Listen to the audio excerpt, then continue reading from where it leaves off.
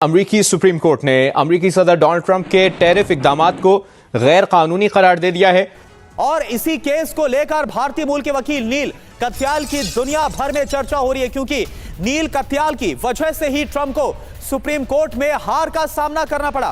Trump के tariff के खिलाफ अमेरिकी सुप्रीम कोर्ट में मुख्य वकील रहे हैं नील कत्याल। अमेरिका की सुप्रीम कोर्ट ने सदर ट्रंप की दूसरी मुद्दत के दौरान उनकी खारजा पॉलिसी के अहम हथियार यानी टैरिफ्स के हवाले से अहम और बड़ा फैसला सुना दिया है। नील कत्याल, जी हाँ, इसी भारतीय मूल के वकील ने अमेरिकी सुप्रीम कोर्ट में राष्ट्रपति ट्रंप को टैरिफ के खेल में जबरदस्त मात दे दी है। यह फैसला ट्रंप इंतजामिया के लिए एक बड़ा धचका है। मुझे नहीं पता कि मोदी जी की किस्मत अच्छी है या डोनाल्ड ट्रंप का बुरा वक्त चल रहा है।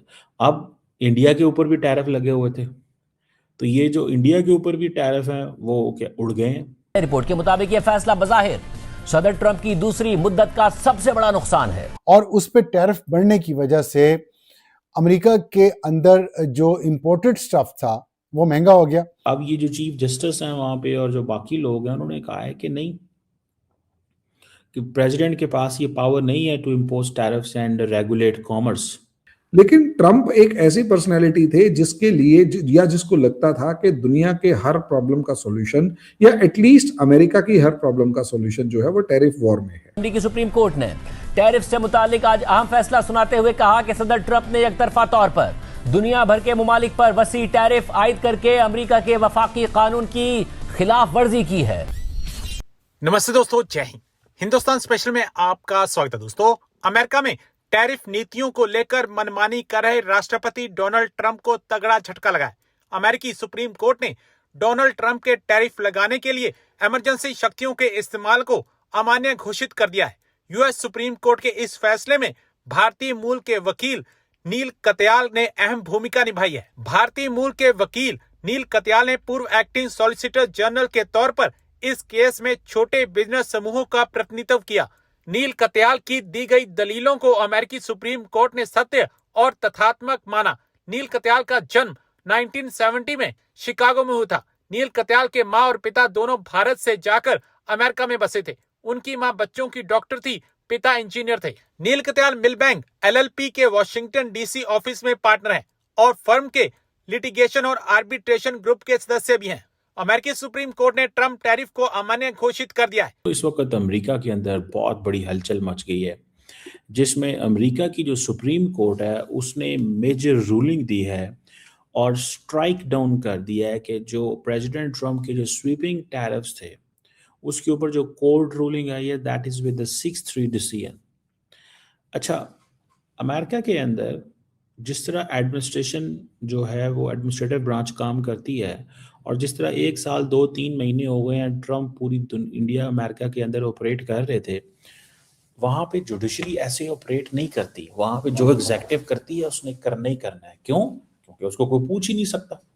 वो अमेरिकन सदर है, वो अवाम से वोट लेके आया है, जुडिशरी की वो है ही नहीं है। और ये जो अमेरिका ने international emergency economic powers act जो 1977 है, इसके अंदर जो टैरिफ लगाए थे और ये नेशनल इमरजेंसी है, ठीक है जी। और अब ये जो चीफ जस्टिस हैं वहाँ पे और जो बाकी लोग हैं उन्होंने कहा है कि नहीं, कि प्रेसिडेंट के पास ये पावर नहीं है to impose tariffs and regulate commerce. और उन्होंने ये भी कहा कि ये जो इंटरनेशनल इमरजेंसी इकोनॉमिक पावर हैं ये ऑथराइज नहीं करते प्रेसिडेंट के कि वो टैरिफ इम्पोज करें।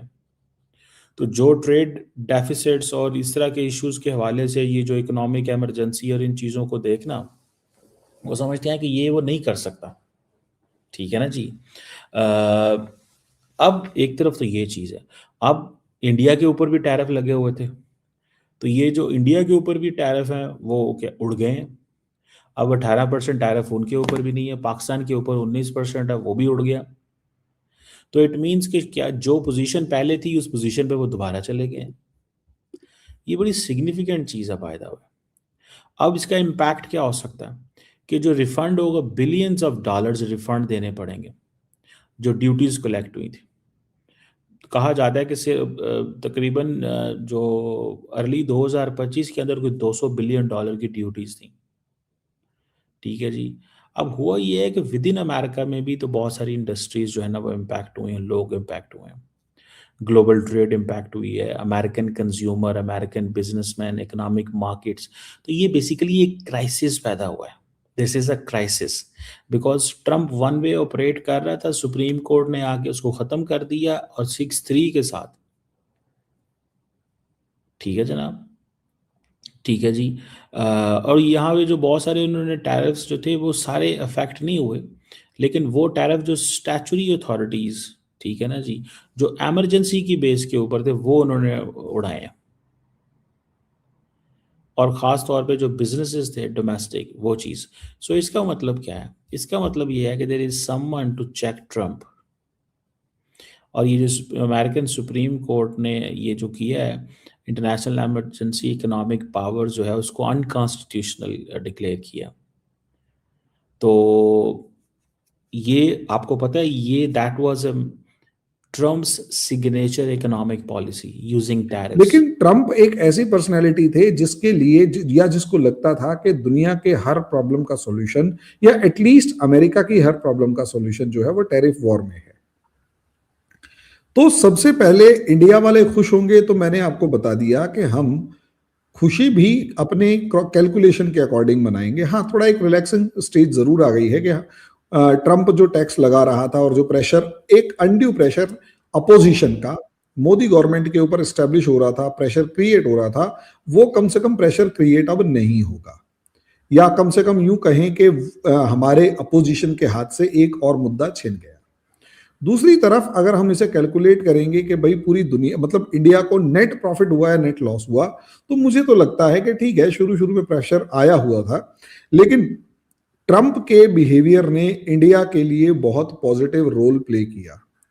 ट्रंप के आने से पहले सोचकर देखिए, 2024 में अक्टूबर 2024 में चाइना को ट्रंप के आने का इतना जबरदस्त डर था कि 21 अक्टूबर, अगर मैं डेट सही से याद कर पा रहा हूं, 21 अक्टूबर, क्योंकि 23 अक्टूबर को जहां तक मुझे याद है मोदी, शी जिनपिंग और पुतिन, ये तीनों के तीनों कजान में मिले थे ब्रिक्स मीटिंग में। तो ब्रिक्स मीटिंग में जब ये मिले थे तो उससे पहले जो भी गलवान मामला था वो रिजॉल्व कर लिया गया था, डिसएंगेजमेंट हो गया था। सोचकर देखिए, हमारे लिए तो ट्रंप पॉजिटिव है कि ट्रंप ने आने के बाद सबसे पहला काम क्या किया, इंडिया को या चाइना को एक तरीके से सपोर्ट प्रोवाइड कर दिया, प्रेशर क्रिएट कर दिया आने से पहले ही कि आऊंगा और चाइना को बताऊंगा। उसके बाद ट्रंप ने जिस पर टैरिफ लगाया, उस टैरिफ की वजह से पैनिक क्रिएट हुआ। उस पैनिक के अंदर पूरी दुनिया को झुकना पड़ा, पूरी दुनिया के ऊपर प्रेशर क्रिएट हुआ। इकलौता कंट्री इंडिया ऐसा था जिसने कोई जवाब दिया ही नहीं, बहुत शांति से पेशेंसफुली बैठा रहा, बिल्कुल टेंशन फ्री होकर। यहां तक कि हमने अक्टूबर नवंबर के अंदर कुछ टैरिफ्स लगाए अमेरिकन पल्सेस के ऊपर।